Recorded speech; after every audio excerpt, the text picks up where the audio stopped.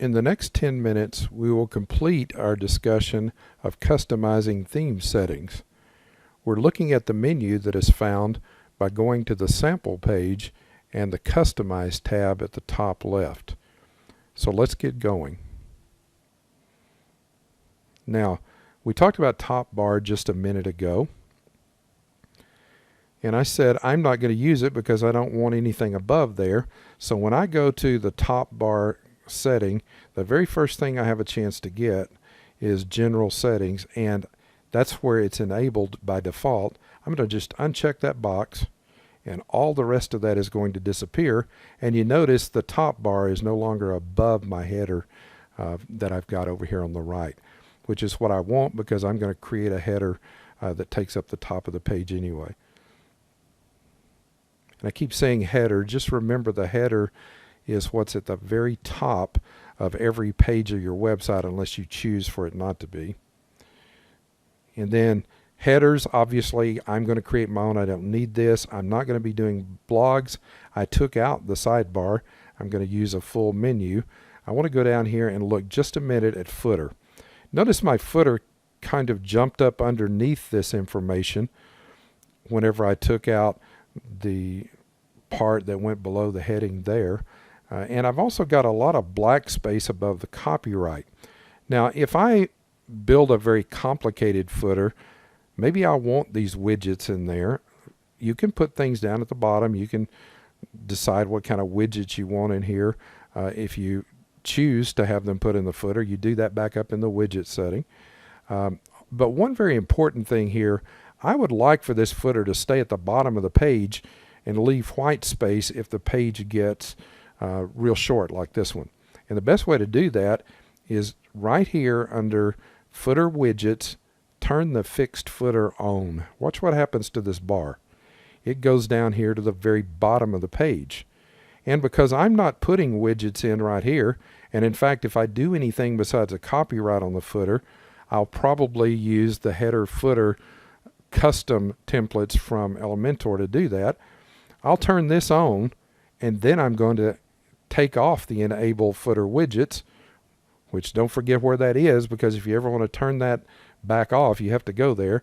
And notice it got rid of that extra space where the widgets would be placed above my footer. And it just leaves me with a copyright notice right there, which is what I wanted. So now I've done that. Let's look at footer bottom. Footer bottom is where the copyright is. And at this point, this page is going to be my copyright. So in my case, I'm just going to put my name in.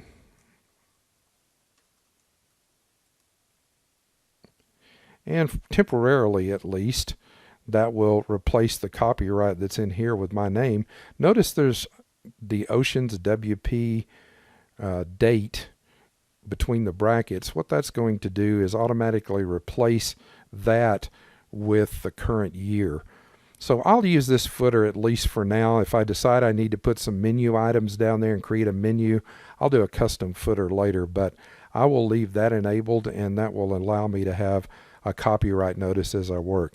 Again, you can see down here, this is the background color. Maybe I want to make that match whatever my background is on my header that I'm going to create later. Same thing with the text color. I might want to make that match once I do that, and that's where I would change that, right here in the footer bottom. And then finally, the last thing down says custom CSS. That's cascading style sheets. That is a programmer's thing. If they're going to write pages so that they can get a custom look, then that's where you would do that. Same thing with JS for JavaScript. We're not going to be using any of that, and most people won't unless you understand what a cascading style sheet is or how to use those things. So you can ignore that one. And I have gone through pretty much all of my settings. You notice I didn't have to change a whole lot of things at this point because that's about all I need. I got my page to be a complete wide page without a sidebar. I have a header up here that's going to be replaced by my custom header anyway, and the content down here is just the stuff that's on sample page, and I'm going to start with a fresh page, so we won't be using sample as part of our site anyway.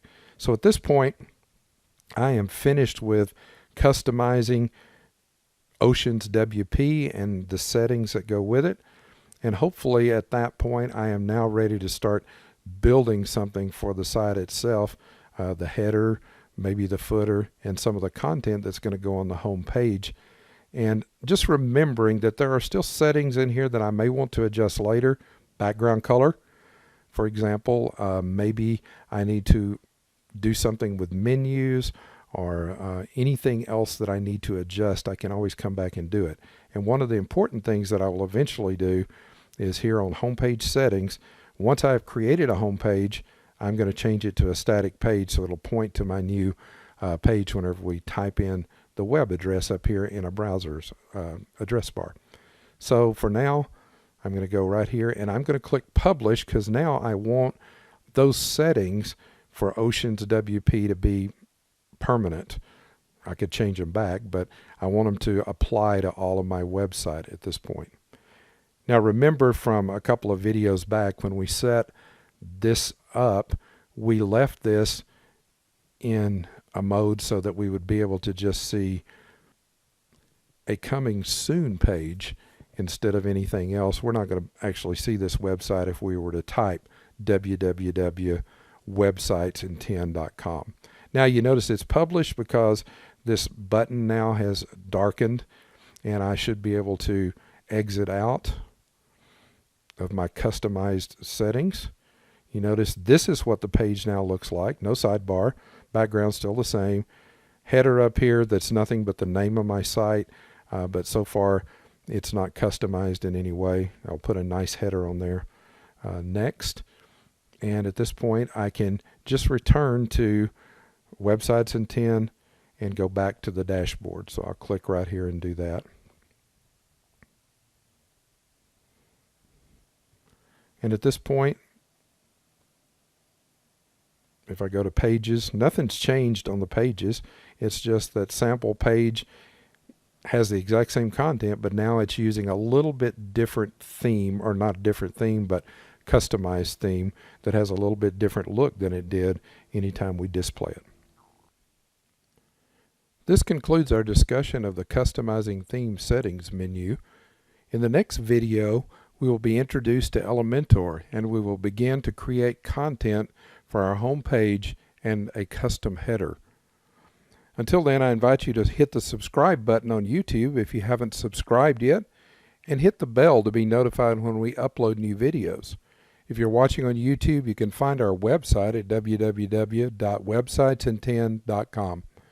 If you still need hosting, you can click the link in the description for more information on the host I use for all of my websites. I'll get paid a commission if you sign up through my link.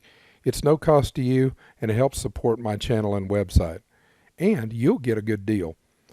Thanks for your support, and thanks for watching.